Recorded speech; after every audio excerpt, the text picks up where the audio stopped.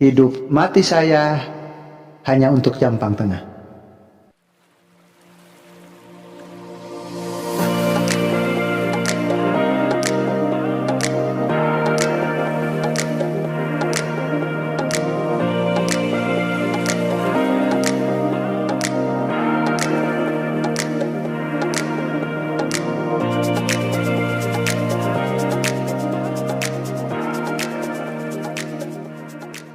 Bapak Camat. Halo. Assalamualaikum Pak. Waalaikumsalam warahmatullahi wabarakatuh. Gimana kabarnya Bapak? Alhamdulillah sehat. Bapak Camat baru di Jampang Tengah. Betul ya Pak? Betul. Mungkin warga Jampang Tengah belum banyak yang tahu Pak. Siapa camatnya saat ini? Namanya siapa? Mungkin boleh diperkenalkan dulu Pak. Oh, baik. Perkenalkan, saya Camat Jampang Tengah, dilantik tanggal 3 Januari tahun 2022. Nama saya lengkapnya Unang Suryana. Lahir 3 Juli 1968, jadi usia saya kurang lebih 54 tahun. Bapak dari camat baru berarti Pak? Baru. Promosi. Betul. Sebelumnya saya Sekmat Cisaat terakhir. Sekmat Cisaat. Iya. Promosi langsung jadi camat di Jampang Tengah. Iya, betul. Gimana Pak? Udah berapa bulan ini di Jampang Tengah?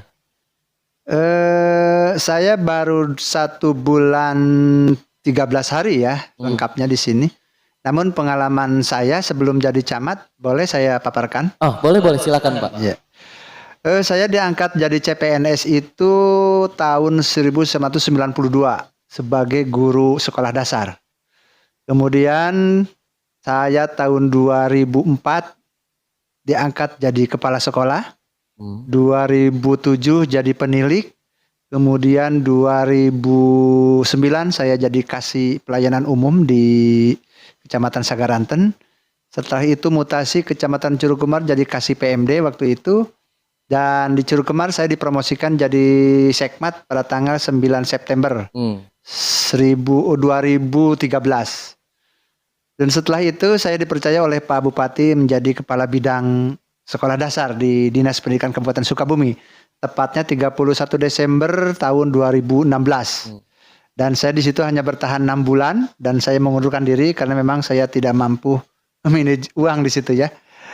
Setelah itu saya jadi Widya Iswara kurang lebih 1 tahun, itu tahun 2018. Dan 2019 saya kembali jadi sekmat di Kecamatan Warung Kiara kurang lebih 2 tahun setengah.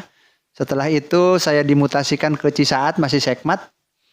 Persis 3 bulan saya jadi sekmat Kecamatan Cisaat dan tanggal 3 Januari 2020 tadi saya dilantik jadi camat di Kecamatan Jampang Tengah ini. Berarti emang dasarnya udah jadi ASN ya Bapak?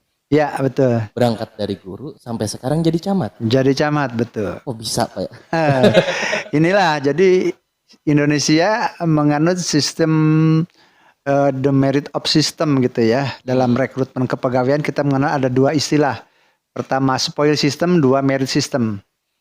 The right man of the right place. Oke. Sekalipun saya dilahirkan atau terlahir dari guru, tapi ketika saya kuliah di ilmu pemerintahan dan di situ ada peluang bagi seorang guru karena punya ijazah basic pemerintahan sehingga saya bisa dipromosikan gitu ya ke pemerintahan secara umum.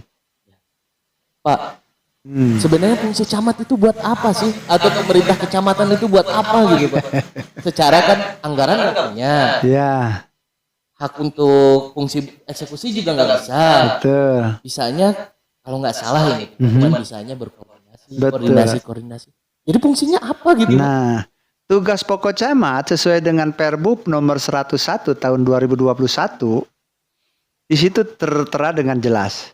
Tugas pokok camat adalah memimpin dan mengkoordinasikan penyelenggaraan pemerintahan, pelayanan publik, pemberdayaan masyarakat, dan tugas-tugas lain yang ditugaskan oleh bupati, oleh gubernur, bahkan dari presiden. Sehingga tugasnya tadi memimpin dan mengkoordinasikan penyelenggaraan pemerintahan, pelayanan publik, pemberdayaan masyarakat, dan tugas lain yang diberikan kepada camat dari bupati. Ya Pak, Kalau secara hierarki strukturnya, kalau ke kepala desa itu seperti apa, Pak? Nah, fungsi camat ke kepala desa sesuai dengan Perbub, kita bekerja selalu diatur oleh peraturan-peraturan ya, regulasi Betul, sehingga pasti. sehingga arahnya jelas itu. Di situ kita tertera tercetantum sebagai Binwas, pembinaan dan pengawasan penyelenggaraan. Kata kunci tadi memimpin dan mengkoordinasikan ya. Oke. Nah, yang ada di desa ya tugas pokok kepala desa itu kita ini, maaf ya kalau boleh saya minjam kata lain, bupatinya tingkat kecamatan. Artinya kepanjangan tangan Pak Bupati dalam hal ihwal, pembinaan dan pengawasan penyelenggaraan pemerintahan. Ya. Betul, Ya. betul. Ya. Misalnya ada masyarakat yang bertanya, Mhm. ada yang minta misalnya, wah bangun jalan dong di kecamatan. Bisa nggak sih itu kan kalau tadi cuma fungsinya koordinasi dan nggak ada uangnya. Tapi banyaknya masyarakat yang menuntutnya kecamatan.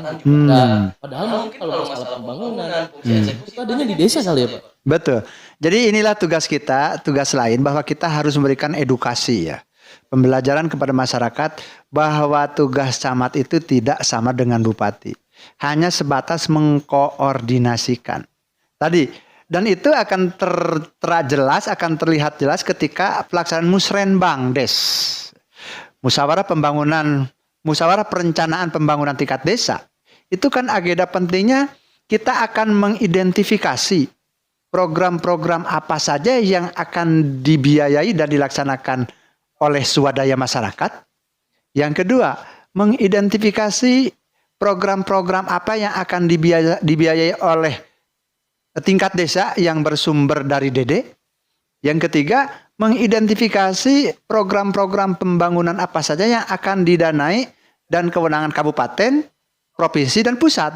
Nah, sehingga di situ jelas bahwa kita ini mengadakan pembinaan saja. Ketika perencanaan sebuah pembangunan itu apa saja yang dilakukan oleh pemerintah desa. Itu. Oke. Jadi lebih kepada kontrol juga kalau gitu. Kontrol juga, betul. Iya Pak. Kalau ini kan Bapak baru ya Pak. Ya. Dipromosikan. Ya. Jadi camat Jampang Tengah. Betul. Terlebih dahulu saya ucapkan selamat datang Pak di Jampang Terima Tengah. kasih. Terima kasih atas. Inilah di kampung kita seperti ini keadaannya Pak. Iya. Banyak yang berharap dengan adanya camat baru. Mudah-mudahan bisa membawa perubahan juga Pak. Amin. Terhadap Amin. daerah kita. Amin. Nah, karena memang Bapak udah berpengalaman di ASN, di guru, dan lain sebagainya. Tapi kan dari camat Bapak baru. Iya. Untuk melihat potensi yang ada di Jampang Tengah, Bapak sangat camat gimana Pak? Oh ya. Pertama, kita adaptasi dan berkoordinasi dengan stakeholder yang ada, dengan para pemangku kepentingan. Di kecamatan kan ada yang namanya Forkopimcam, Forum Koordinasi Pimpinan Kecamatan. Di dalamnya ada Pak Danramil, ada Pak Kapolsek, para kepala UPTD, ketua pemuda, ada ketua MUI, dan organisasi lainnya. Cuma stakeholder berarti ya? Stakeholder saja di situ. Dan di musyawarah itu kita akan tanyakan, Jampang Tengah ini butuh apa sih? Betul. Nah, sehingga akan kita gali permasalahannya apa, dan akan kita gali juga peluang yang ada. Sebut saja kalau di kampus dengan analisa SWOT ya. Kita ukur kekuatan kita juga inventarisir kelemahan kita. Di sisi lain, kita akan lihat peluang-peluang yang ada dan kita lihat juga ancamannya. Dan di situ akan kita kolaborasikan, akan kita rampungkan tentang keinginan dan kebutuhan masyarakat. Sehingga nanti kesannya akan menjadikan visi dan misi kerja saya sebagai camat yang tentunya tidak boleh jauh, tidak boleh lari dari visi misi Pak Bupati.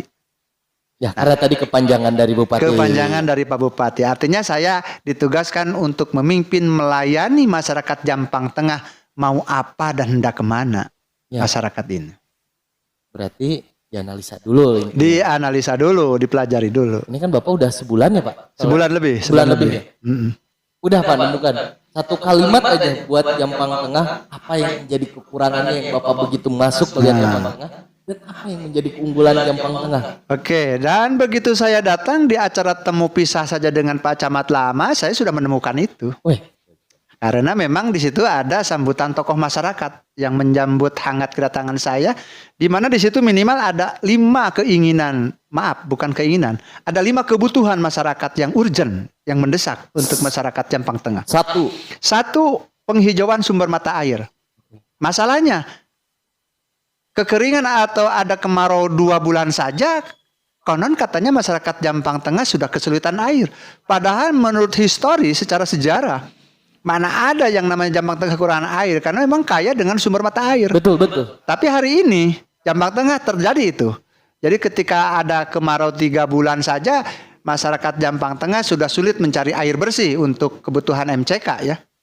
Yang kedua, masyarakat di sini semakin berkembang, semakin banyak. Di sisi lain kita tidak punya tempat pembuangan sampah air atau TPAS ya, TPA. Dan di situ kita mencari peluang ya. Dan setelah berkoordinasi dengan pemilik perusahaan PT perusahaan perkebunan apa yang di sini yang Pakakan itu Bumi Loka, ternyata pihak perkebunan memberikan peluang untuk tempat pembuangan sampah itu. Tinggal kita bekerja sama dengan tingkat kabupaten, dalam hal ini DLH ya, Dinas Lingkungan Hidup, dan itu sudah kita rintis ya, baru wacana-wacana dan obrolan-obrolan dengan Pak Kepala Dinas dan Pak Sekdisnya. Yang ketiga, di sini masyarakat juga butuh bagaimana ikon Jampang Tengah ini kelihatan rapih dan bersih. Sebut saja terminal dan alun-alun ya. Enggak punya alun-alun. Nah, ini makanya ketika kita menyebutnya ini alun-alun, sebenarnya ini terminal ya. Oke. Nah, terminal ini masyarakat menginginkannya disulap jadi alun-alun. Sehingga yang saya tangkap dan saya musyawarahkan dengan para tokoh masyarakat di Jampang Tengah ini, bagaimana kita menertibkan terminal ini, di mana fungsi terminalnya berjalan, di mana para pedagang kaki lima juga di situ ditempatkan pada tempat yang layak, tidak mengganggu pemandangan, tidak mengganggu kenyamanan pemakai jalan lalu lintas begitu. Lebih ditata. Lebih ditata, termasuk nanti kita bentuk semacam alun-alun tempat ulin barudak begitu. Sehingga ketika mereka di bulan puasa butuh waktu untuk ya sekedar ngabuburit, sebut saja demikian istilahnya, kita akan menata alun-alunnya sebagai tempat bermain anak-anak dan masyarakat. Di mana di situ nanti ada ruko-ruko, ada kios-kios, para pedagang lokal kita ya yang menjajakan makanan minumannya, sehingga akan lebih tertib, lebih indah dan lebih lebih bersih lagi begitu. Yang keempat itu yaitu masyarakat di sini ternyata belum punya lapang yang strategis begitu ya. Selama ini kita numpang saja di tanah milik orang katanya. Lapang, maksudnya lapang olahraga. Serbaguna. Lapang serbaguna betul, untuk olahraga, untuk upacara-upacara hari besar. Betul. Hari besar nasional gitu ya. Betul. Dan itu kita sudah jajagi, sudah kita ngobrol-ngobrol kembali ke PT Perkebunan Bumi Loka, dan alhamdulillah dari Pasos dan Pasumnya itu sudah kita bidik satu lokasi, sebut saja Puncak Waru ya. Di situ sudah ada lokasi calon lapang serbaguna yang bisa digunakan oleh masyarakat. Yang terakhir yaitu bagaimana membangun kesadaran masyarakat tentang pentingnya donor darah. Di mana selain menyehatkan bagi yang mendonorkan darahnya, juga bisa ikut menyumbangkan darah untuk memenuhi kebutuhan masyarakat Sukabumi yang setiap bulan butuh 1.600 labu darah. Dan itu dirasakan sangat kurang sekali. Silakan kalau Anda punya keluarga misalnya, ketika membutuhkan darah, jarang sekali ketika butuh darah itu selalu ada di stok darah di UDD itu, di unit donor darah atau di PMI itu. Sehingga selalu kesibukan, selalu kerepotan bagaimana mencari darah. Dan melalui program ini, sebut saja di sini saya istilah Jampe Getih begitu, Jampang Tengah Peduli Getih atau darah. Dan sudah terbukti itu saya sudah lakukan melalui mengajak guru-guru PAUD saja kemarin sudah terkumpul darah kurang lebih 57 labu, belum lapisan masyarakat yang lain begitu. Mungkin itu saja yang sebut saja program 100 hari kerja ke depan nih. Ya, kalau istilah saya ini menjadi inovasi dalam memecahkan masalah, yaitu ada 4 inovasi ya. 1, Jampe Semar. Jampe Semar ini yang tadi berarti ya, sebagai bentuk upaya inovasi pemecahan masalah kebutuhan masyarakat di sini ya. Saya simpulkan menjadi sebuah inovasi begitu. Inovasinya yaitu Jampe Semar. Jampe Semar ini kepanjangan dari Jampang Tengah Peduli Sumber Mata Air. Yang kedua Jampe Getih tadi, Peduli Getih. Jampang Tengah Peduli Getih untuk bagaimana masyarakat sadar mendonorkan darahnya. Yang ketiga Jampe Sehat, Jampang Tengah Peduli Kesehatan, di mana kita programnya itu setiap hari Jumat kita senam bersama di sini untuk membangun kesehatan masyarakat dan kekompakan dan juga kekeluargaannya. Yang ketiga yaitu Jampe Pelet. Jampe Pelet. Jampe Pelet ini sebenarnya panjangan dari Jampang Tengah Peduli Pencaksilat. Bukan pelet. Bukan Ilmu pelet goib. mantra-mantra itu ya. Karena Tadinya- memang ternyata di sini gudangnya para pendekar begitu, dan itu sudah saya coba kemarin mengadakan silaturahmi. Pendekar. Judulnya Temu Pendekar Sekecamatan Jampang Tengah begitu. Dan alhamdulillah mereka para pendekar ini, para pengurus paguron kok lengkap hadir, dan insya Allah ke depan dalam rangka mengembangkan pencaksilat ini saya akan ajak dan akan saya himbau jajaran dinas pendidikan agar di sekolah-sekolah pencaksilat ini menjadikan mulok wajib, muatan lokal wajib dalam hal keseniannya. Iya betul, harus diangkat lagi itu Pak. Insya Allah, dan nanti ke depannya akan kita programkan agar mereka lebih bergairah dan merasa tertantang, akan kita adakan semacam lomba begitu atau pasanggiri pencaksilat. Iya. Pak, kalau misalnya sekarang kan lagi pandemi juga nih Pak. Ya, Ya lagi pandemi. ya, Tentu banyak yang berakibat efek-efeknya lah Pak. ya, ya. Salah satunya mungkin menjadi banyaknya pengangguran. Betul. Tentu juga di Jampang Tengah juga banyak Pak. Ya. Anak muda yang masih nganggur, yang kerja jadi nganggur. Tentu kan ini menjadi sebuah beban lah Pak. Ya, ya. Bapak melihat situasi itu, Bapak selaku camat di Jampang Tengah, jika Bapak menemukan emang banyak orang-orang di Jampang Tengah itu banyak yang masih nganggur, apalagi didampaki karena pandemi COVID-19, Bapak ngelihat situasi itu gimana Pak? Melihatnya ini sebagai sebuah situasi yang cukup rawan begitu ya. Sehingga upaya saya selaku camat di bawah komando Pak Bupati tentunya, pertama mengadakan percepatan vaksinasi untuk menangkal penularan yang lebih cepat lagi. Artinya ketika vaksinasi itu sudah terlaksana, insya Allah dengan syariat ya, tentunya ini hanya upaya dan ikhtiar bahwa percepatan penularannya akan bisa ditekan begitu.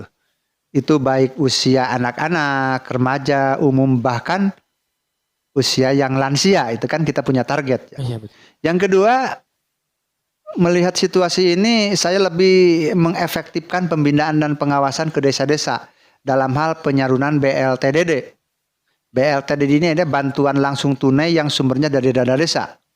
Karena memang dari kementerian itu sudah diperbolehkan dalam rangka mengantisipasi pengangguran dadakan begitu. Karena situasi pandemi ini, pemerintah mengeluarkan kebijakan bahwa yang semula akan dipakai untuk pembangunan infrastruktur itu dialihkan kepada bantuan langsung tunai. Dan di situ kita akan efektifkan itu, akan kita lebih perketat lagi pengawasannya supaya lebih tepat sasaran, tepat waktu, dan tepat angka, tempat nominal begitu, sesuai dengan aturan dan regulasi yang ada. Yang ketiga, kita mengadakan edukasi kepada masyarakat akan pentingnya vaksinasi.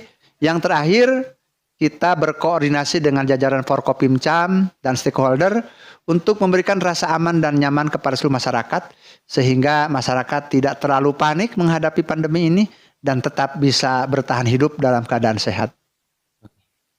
Jadi langkahnya kita vaksinasi dulu. Vaksinasi agar dulu. pulih dulu aja. Pulih dulu itu kesehatan, baru ke ekonomi. Baru kita ke ekonomi. Kesehatannya dulu pulih, baru ekonomi. Tapi kalau kelamaan Pak, ekonominya juga ikutan sakit Pak. Ya, makanya kita harus terus-terusan secara berkala, bertahap untuk mengedukasi ini. Insya Allah ketika masyarakat sudah tervaksin, sehingga akan terbangun antibodi yang kuat lagi, sehingga ya pandemi ini akan segera berakhir dan aktivitas akan kembali normal. Betul. Iya. Bapak kan sebagai kepanjangan dari Bupati ya Pak. Betul. Bupati Sukabumi salah satunya mempunyai visi, ya. Visinya itu terwujudnya yang religius, Itu masyarakat yang religius, masyarakat yang religius dan mandiri, inovatif, inovatif dan mandiri. maju dan menuju masyarakat sejahtera lahir batin. Oh gitu ya Pak. Ya. Bapak selaku camat, kepanjangan dari bupati untuk mewujudkan visi bupati di Jampang Tengah itu gimana? Ya. Dalam rangka pencapaian visi misi Pak Bupati, saya selaku anak buahnya begitu. Saya juga menerjemahkannya ke dalam bahasa saya sendiri yang diadopsi dari budaya lokal yang ada di sini. Oke. Kalimat visi misi itu saya simpulkan dengan kalimat Jampang Tengah merenah tur tumanina. Aduh, apa itu tuh, Pak? Ini sangat Sunda banget begitu. Kalau dari sisi harfiah kata merenah itu strategis ya. Posisi yang sangat strategis, merenah benar-benar nyaman begitu. Dan merenah sendiri itu merupakan kepanjangan dari kata melayani dengan rendah hati. Turnya itu singkatan dari terampil, unggul, dan religius. Oke, masuk di sana berarti. Masuk di situ. Dan tumaninahnya itu singkatan dari untuk menuju masyarakat yang maju, inovatif, mewujudkan masyarakat yang sejahtera lahir batin. Nah itu upaya-upaya kami yang merupakan penjabaran dari visi misi Pak Bupati. Kemudian upaya-upaya pemecahan masalahnya tadi inovasinya itu ya ada jampe smart, jampe getih betul. Gitu kan. Ada jampe pelet, kemudian lagi ada jampe sehat. Dan itu tidak menutup kemungkinan ke depan akan berkembang. Insya Allah akan berkembang karena memang salah satu desanya di sini cukup potensial dan cukup banyak inovasinya ya. Sebut saja Desa Jampang Tengah. Itu di Jampang Tengah sudah ada yang namanya Gokujang. Gotrong rojong, ker urang, ti urang, ker urang. Jang urang atau ker urang. Ada juga istilahnya mereka mengatakan jampe runtah. Jampang Tengah peduli runtah alias sampah. Yeah. Dan Pak Kades sendiri sudah berinovasi membuat semacam ya tempat pembakaran sampah ya karena belum punya pembuangan tadi sehingga sampah-sampah yang memungkinkan untuk dibakar itu dibakar dengan menggunakan bahan bakarnya oli bekas yang hanya dengan campuran air itu bisa menghasilkan api sekelas jet begitu sehingga sangat keras sehingga sampah-sampah yang basah seperti bekas pempes bayi saja itu bisa terbakar.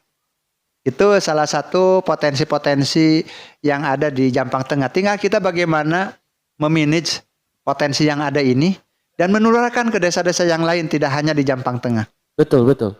Harusnya semua bisa inovasi lah ya Pak. Betul. Salah satu inovasi di Desa Panumbangan itu juga ada di situ komunitas sarjana peternak.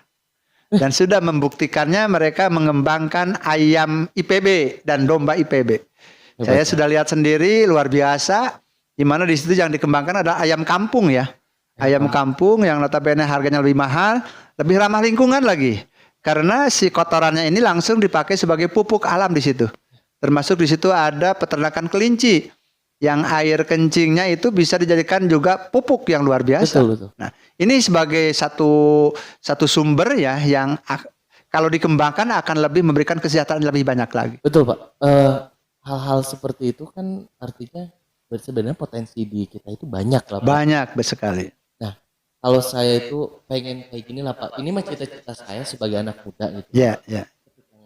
Ketika mendengarkan nama Garut, pasti kita teringat domba Garut. Identik dengan dombanya. Atau hal apapun lah gitu. Iya. Bisa nggak Pak kalau di Jampang Tengah juga kita membuat sebuah ikon gitu? Salah satunya bisa jadi ayam kayak tadi. Betul. Atau yang lainnya gitu yang potensi-potensi yang ada di Jampang Tengah. Sehingga mungkin pertumbuhan ekonomi pun akan hidup. Betul. Wisata pun bisa jadi terbangun. Betul, betul, betul. Baik. Sebenarnya itu sudah menjadi bidikan saya ya. Dan visi misi saya itu saya kemas lagi dalam istilah baru nih. Yaitu gerbang Jamparing Asih. Aduh apalagi itu Pak. Gerbang itu singkatan dari gerakan pembangunan. Jamparing itu Jampang Tengah Nyaring.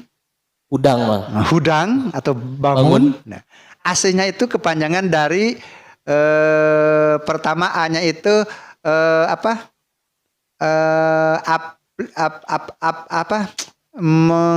menghidupkan atau persepsi bukan persepsi namanya sangat aspiratif. Jadi yang aspiratif artinya apa maunya masyarakat merupakan aspirasi dari masyarakat itu sendiri gitu ya. Oke. S-nya itu sinergis. Artinya seluruh komponen, seluruh stakeholder akan kita ajak. Sehingga kalau bahasa lain orang Jampang, orang Sunda dioyageun kabeh.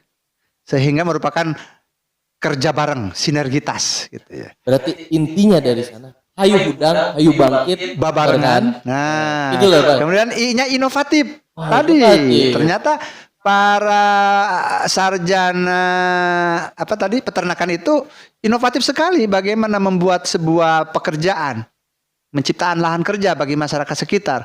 Dan yang lebih uniknya lagi di sini dan harus mendapat acungan jempol, mereka siap menularkan ilmunya. Artinya siap menerima yang magang dengan gratis. Iya, betul. Gratis, tidak usah bayar ya, paling bawa bekal untuk makan minum sendiri dan tempat tidur disiapkan. Nah ini keunggulannya ya. Yang terakhir hanya itu adalah holistik. Jadi aspiratif, S-nya itu tadi sinergis, I-nya inovatif dan holistik. Artinya general, seluruhnya akan kita goyang, akan kita ajak sehingga merupakan sebuah gerakan yang mengakar kepada masyarakat. Tidak peduli siapa dia. Tidak peduli siapa dia, tidak pandang bulu apakah agama, keturunan. Pokoknya sakur-sakur orang Jampang Tengah berkewajiban membangun Jampang Tengah. Kalau bahasa orang tua bilang dulu ketika kita mau membangun sebuah musola contohnya, hei warga masyarakat, yuk ngarumpul urang gawe bareng, nu boga paku mawa paku, nu boga bilik mawa bilik, nu boga batu mawa batu, nu boga kai bawa kai, nu teu boga nanaon mawa awak atah, nu mawa beas, yuk urang gawe bareng, urang botram bareng. Sehingga dapat terwujudlah pembangunan tersebut. Harus bareng-bareng. Harus bareng-bareng. Gotong royong kuncinya. Gotong royong kuncinya dan menyadarkan akan pentingnya dan makna dari gotong royong itu sendiri. Betul Pak. Nah berarti hal yang bukan nggak mungkin gitu ketika Jampang Tengah mempunyai ikon seperti itu. Seperti tadi yang dibilang saya, domba si Garut gitu. Iya. Siapa tahu besok kita kalau melihat potensi yang ada ya, yang ada di depan mata kita hari ini yang sudah bekerja adalah ayamnya. Sebut saja itu memang mereka mengatakan hasil dari pengembangan dan teknologi dari IPB. Ya. Tapi karena para sarjana warga di sini, saya kira kalau diadopsi dan diklaim hayam Jampang Tengah, kenapa tidak? Kalau kebetulan kan orangnya pernah podcast bersama saya juga. Oh begitu. Ternyata sudah pernah podcast bersama saya. Jadi saya juga sempat berbicara seperti itu Pak. Betul. Cuman permasalahannya itu ini kan hasil penelitian dari kampusnya. Hasil penelitian. Jadi masih ada mungkin masih ada paten milik IPB. Betul.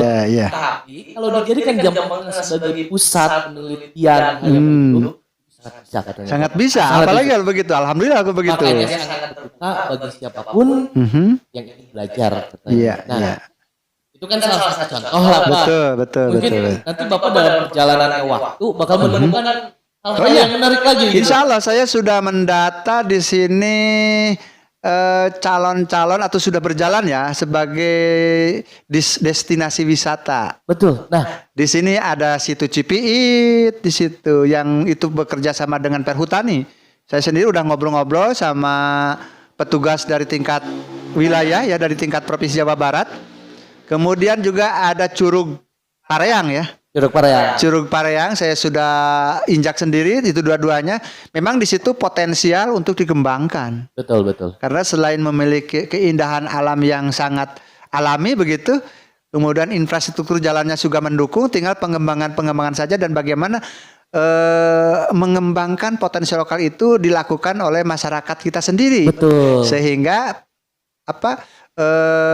penanganan angka pengangguran akan mulai teratasi begitu. Salah satu caranya adalah di Jampang Tengah kan banyak destinasi ataupun wisata-wisata yang berbau dengan alam. Betul. Curug itu di Jampang Tengah banyak lah Pak. Banyak ya. Di Desa Nangrang ada Curug Kurtuk. Di Desa Panumbangan ada curug apa? Cipatalan. Oh iya. Artinya apa? cuman gak banyak orang yang tahu gitu. Makanya harus kita promosikan ya. Nah, tadi salah satunya juga ada Pareang yang Bapak sebutkan, Betul. juga ada Cuit. Ini kalau misalnya orang luar tahu, gitu, Iya. di luar Sukabumi, bahkan bisa-bisa menjadi destinasi wisata bukan hanya lokal doang, tapi juga nasional, bahkan bisa jadi internasional. Karena banyak gitu Pak wisata-wisata yang ada di Jampang Tengah. Betul, betul. Makanya kita juga akan gali nanti para sarjana ya.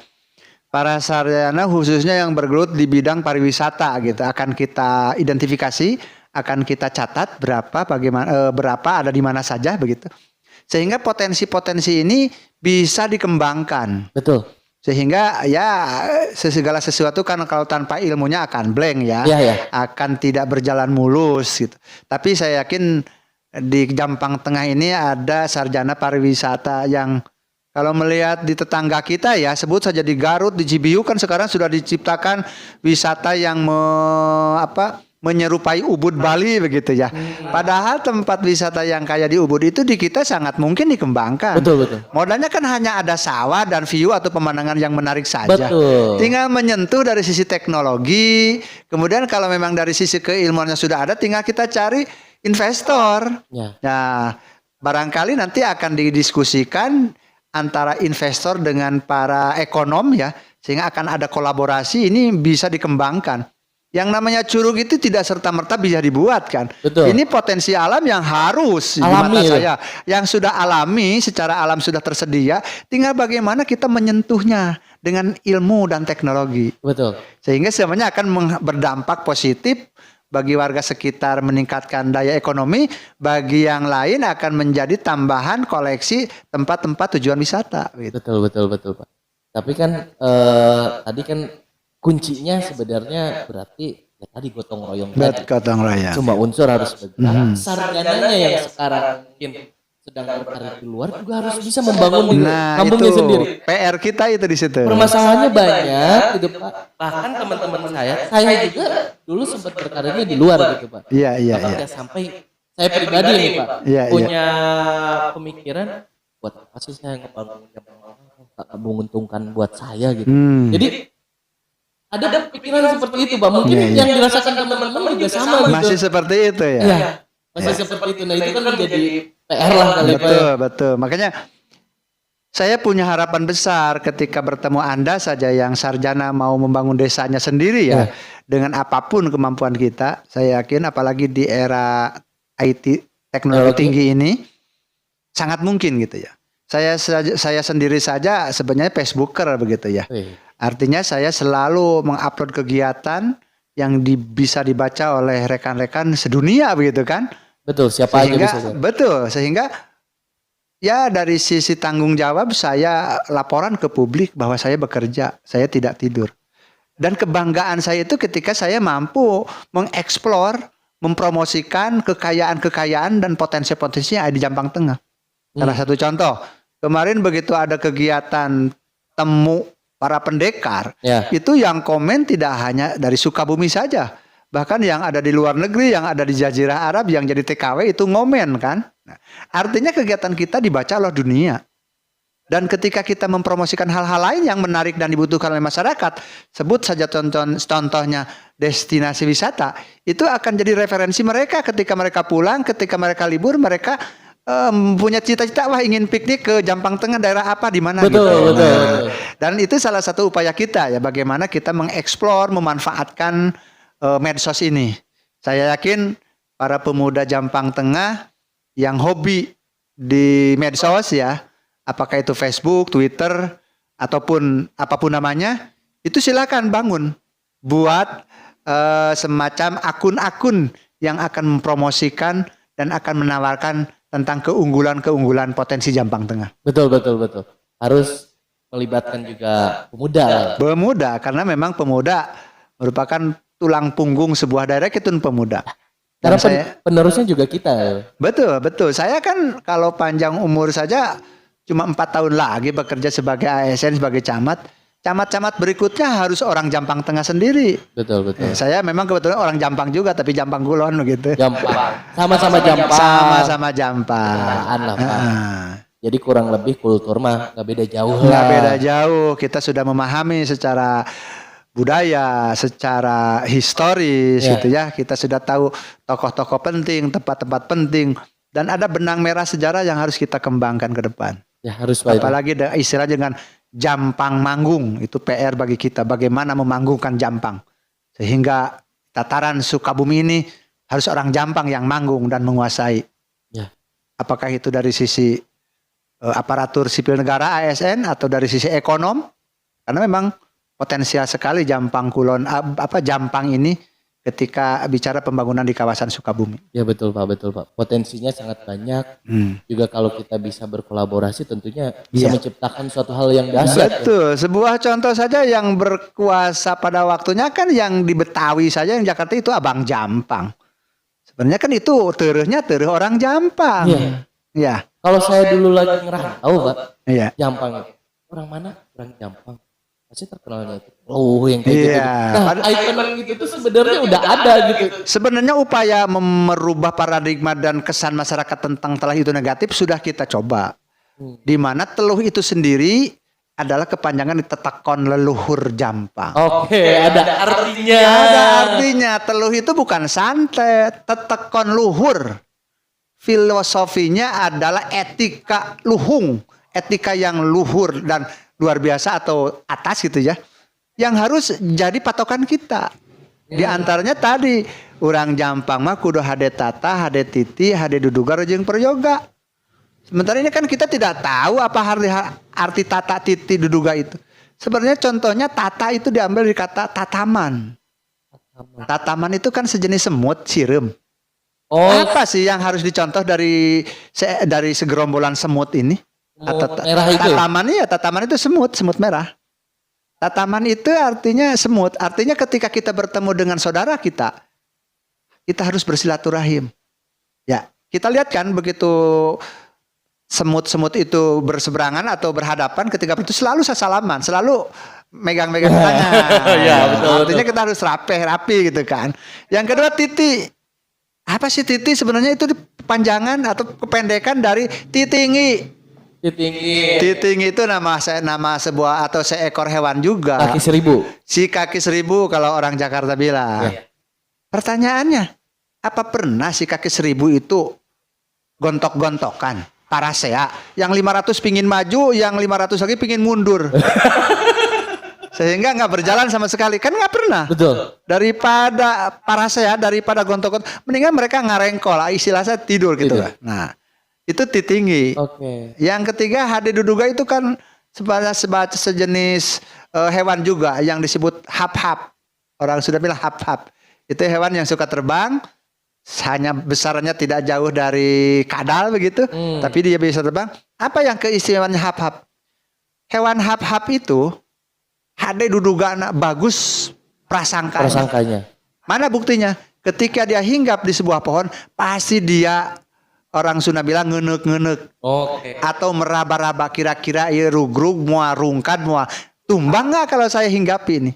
Artinya ketika sebelum kita berbuat, sebelum kita berbicara atau berucap, dipikirkan dulu apakah ini menyinggung perasaan orang lain atau tidak. Jadi hade diduga itu hade memprediksi kira-kira efek apa yang akan timbul ketika saya ngomong, ketika saya berbuat sesuatu. Lebih kepada dianalisa dulu lah. Lebih kepada dianalisa dulu. Dan terakhir yang hade prayoga itu adalah binatang atau hewan yang namanya kerbau. Duduga itu kan nama lain dari tanduk. Atau apa namanya? Ya tanduk ya. Tanduk. Yang hebat tanduknya itu kan kerbau, atau kerbau yang dewasa lebih disebut banteng. Bahkan oleh pemerintah Indonesia juga diabadikan sebagai salah satu lambang sila kan, sila kelima. Apa yang menarik dari seekor banteng atau seekor kerbau? Ternyata setelah diteliti oleh para petani, sebut saja yang punya kerbau yang suka diaping, diangon begitu. Ternyata ketika malam hari di saatnya tidur, si kerbau-kerbau yang dewasa ini selalu berada di depan, jadi garda terdepan ke seluruh penjuru mata angin. Oke. Yang di dalamnya ada hewan-hewan kecil dan belum dewasa, sehingga fungsinya melindungi. Cek orang Sunda mah nyaah katurunan, nyaah ka anak. Sehingga ketika ada siapapun yang akan mengganggu, sebut saja ada mau ngamuk gajah meta, bagian para orang dewasalah yang akan menjaga keutuhan dan keutuhan dari sebuah rumah tangga kerbau tadi.